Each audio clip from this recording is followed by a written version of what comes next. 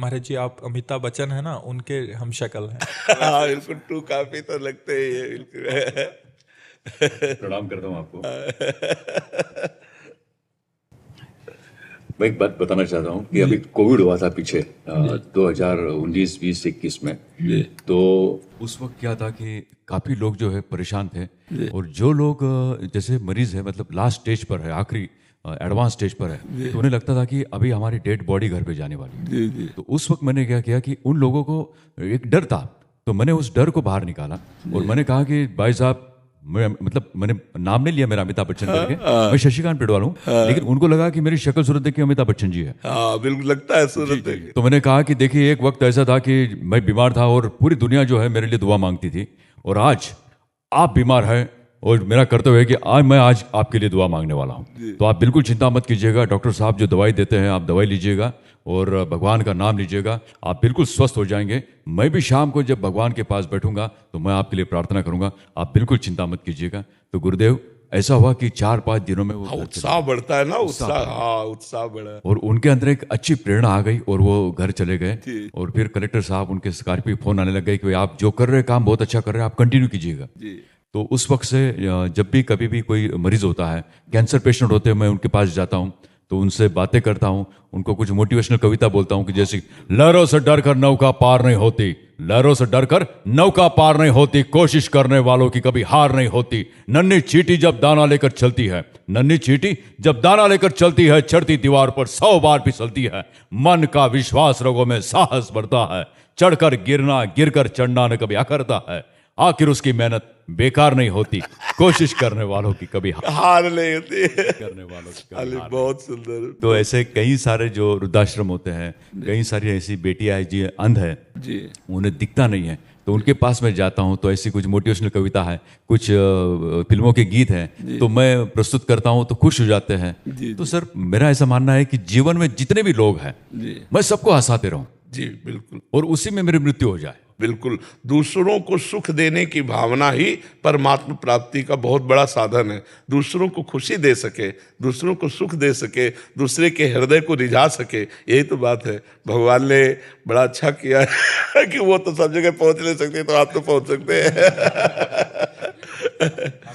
मैं आपके लिए 2 लाइनें हैं कि उगता हुआ सूरज दुआ दे आपको, उगता हुआ सूरज दुआ दे आपको, खिलता हुआ फूल खुशबू दे आपको, हम तो कुछ देने के काबिल ही नहीं, हम तो कुछ देने के काबिल नहीं, लेकिन देने वाला हजारों हजारों दुआ दे आपको, हजारों हजारों दुआ दे आपको। गुरुदेव, मैं चाहता हूं, मैं ये काम कर रहा हूं, मेरे लिए क्या आदेश है? अगर आप बीच बीच में भगवान के नाम को भी सुमिरन कराते जाएं तो और बात बन जाए। आपकी बात उस मरीज को, उस व्यक्ति को, उस असहाय को भगवान के नाम का अगर भरोसा मिल जाए तो इस संसार समुद्र से पार हो जाए। गजराज को हरि नाम ने बचाया, द्रौपदी की इज्जत को भगवान गोविंद के नाम ने बचाया। यदि राम नाम, गोविंद नाम, हरि नाम आप किसी को प्रेम से कि मेरे नाते से 5 बार कह दीजिएगा, एक बार 5 बार कह दीजिएगा, और जब रोज 5 बार कहते रहना तो मैं तुम्हारे साथ रहूंगा, तो साधारण जीवों को असाधारण वस्तु आप दे देंगे।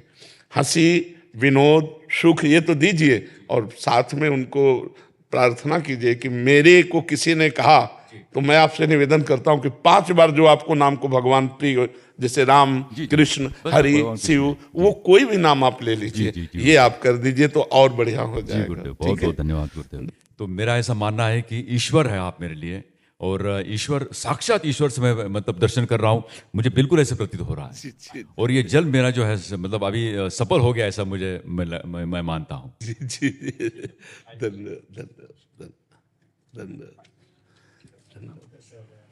कशिश मिश्रा जी, पुणे से। महाराज जी, आलस और मोबाइल के अधिक प्रयोग पर जीत कैसे पाया जाए? अब ये तो हाँ, इसमें तो अपने को देखो, अभ्यास इसमें भी, नींद, भोजन, बोलना और भोग, इनको आप जितना चाहो बढ़ा सकते हो, जितना चाहो घटा सकते हो। भोजन को थोड़ा थोड़ा कम करते जाओ, तो जो आदमी 35 रोटी खा सकता था वो 1.5 रोटी पे जीवन व्यतीत कर रहा है और स्वस्थ है।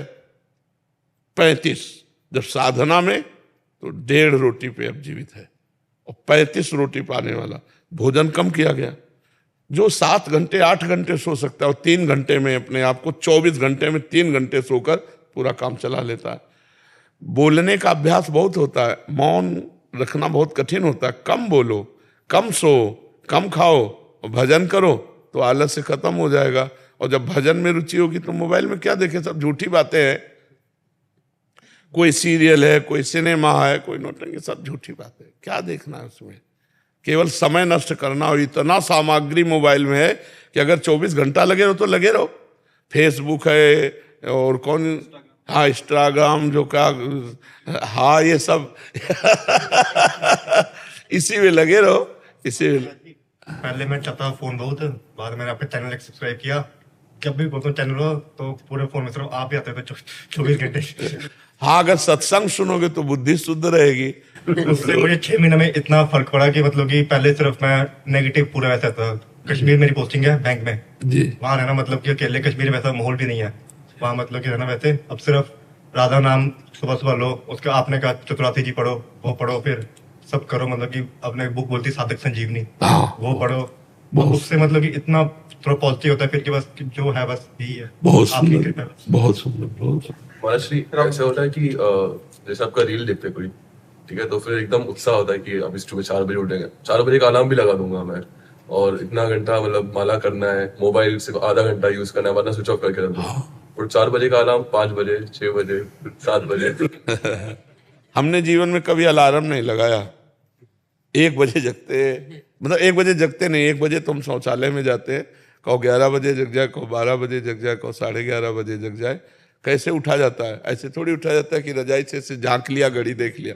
पहला काम रजाई फेंको, पहला काम रजाई को फेंको और उठ के बैठ जाओ। और अगर झपकी आने लगे तो उतर के खड़े हो जाओ, टहलो, पानी पियो, शौच स्नान करो, फिर अपने साधन में लग जाओ। अलार्म थोड़ी उठाता है।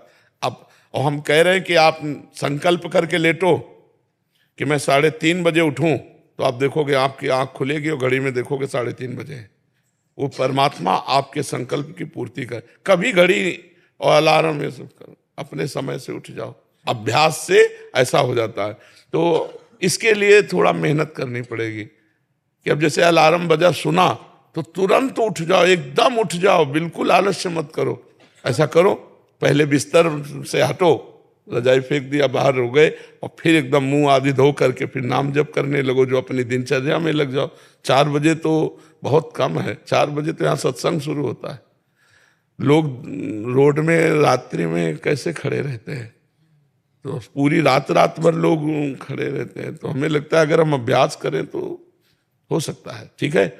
और मोबाइल का हम ये नहीं कह रहे कि आप बिल्कुल घंटा आध घंटा नियम रखें, हर समय मोबाइले में चिपना। आजकल तो ऐसे लोग कि गाड़ी भी चला रहे हैं तो मोबाइल का प्रयोग कर रहे हैं, मरोगे और मारोगे। गाड़ी चलाते समय मोबाइल का बिल्कुल प्रयोग नहीं करना चाहिए।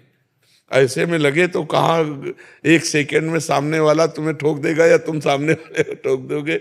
मोबाइल बहुत अच्छी चीज है, बहुत बुरी चीज है, दोनों बातें।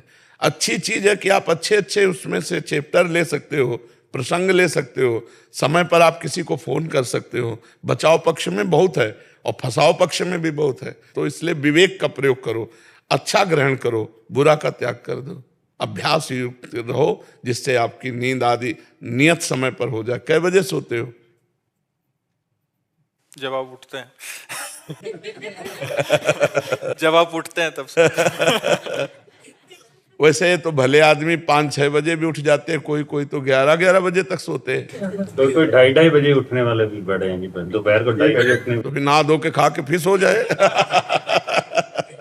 महाराज जी, बट यहाँ पे आके नींद ही नहीं आई, यहाँ पे 3 से नींद आई नहीं बिल्कुल भी। हाँ, दिव्य धाम है भगवान का यार। इनकी दिनचर्या कुछ ऐसी रहती है प्रभु, जैसे दिनचर्या ऐसी रहती है कि हम पशु चिकित्सक हैं तो हमें लेट हो जाता है, 9 बज जाता है कभी कभी फील्ड में, तो हमें सोने में 10-11 बज जाते हैं सुबह, इसलिए भी लंब हो जाता है। तो 11 बजे सो जाओ, 12, 1, 2, 3, 4, 5, 6 घंटा केवल नींद पर्याप्त है साधक के लिए। तो अगर आप 5 बजे उठ जाओ तो दिनचर्या चल पड़े। बहुत सुंदर दिनचर्या। अभी देखो 7:15 बजे हैं, अभी लग रहा है कि सूर्योदय होने वाला है। नहीं, अब लग रहा है कि सूर्योदय होने वाला है। तो हमें लगता है अगर 5 बजे भी उठ जाओ तो पर्याप्त है। 6 घंटा सोना चाहिए गृहस्थ आदमी को। साधु महात्माओं को 3 घंटा 4 घंटा जितने में निपटा ले। फोन आने लगता है इमरजेंसी केस का, हम लोग तो ऐसे उठ जाते हैं 5 बजे। पशु परेशान जो रहते हैं उनके पास। बिल्कुल बिल्कुल, नाम जप करते हुए और आप पशु सेवा में जाओ, बहुत बढ़िया है। एक हमारा प्रश्न है जी, कि कभी कभी हमें कुछ ऐसे पशुओं का इलाज करना पड़ता है जिनका पशुपालक बस मांस भक्षण है और उनके लिए करते हैं, तो क्या उनकी हमें इलाज करने में कभी कभी लगता है हम अप्रत्यक्ष रूप से पाप के भागीदार तो नहीं हो रहे हैं? लेकिन आप तो उसके रोग निवारण के लिए जो गए हैं, वो हत्या के लिए पाल रहे हैं, स्वस्थ करके उसका मांस खाना चाहते हैं, लेकिन आपका उद्देश्य ऐसा नहीं है। आपका उद्देश्य केवल पशु को स्वस्थ करने का है। आपको आगे की बात नहीं सोचनी है। आपके पास फोन, मन में बड़ा व्यथित होते हैं कि हम इसको यहाँ बचा रहे हैं लेकिन आगे चल के इसको और हाँ, पर आगे की बात ना सोचो। वर्तमान के प्राप्त सेवा को आप केवल उस समय देखो कि इस समय इस पशु को मुझे बचाना है, मेरा कर्तव्य है इसे दुख रहित करना। आगे भगवान जाने। कहीं भी फोन आवे तो आप पहले उस पशु में भगवान देखिए और उस पशु को स्वस्थ करने की भावना कीजिए। यदि हम ऐसा सोचें कि इसको कल कोई मारेगा, तो आज ही हम मार रहे हैं, क्योंकि हमें सूचना मिल गई कि वो रोग से ग्रसित है और हम नहीं गए तो वो तो कल मारता, आज हमने मार दिया। हम जाकर आज उसे बचाएंगे, कल भगवान जाने उसका परिणाम क्या होगा, है नहीं? हर जीव का परिणाम अपना है, तो इसलिए ऐसे विचार के द्वारा हम उस जीव की सेवा करते हैं। आगे का केस भगवान संभालें कि वो हत्या करेगा कि क्या करेगा। हम वर्तमान को देखकर उसको दुख निवृत्त कर देते हैं।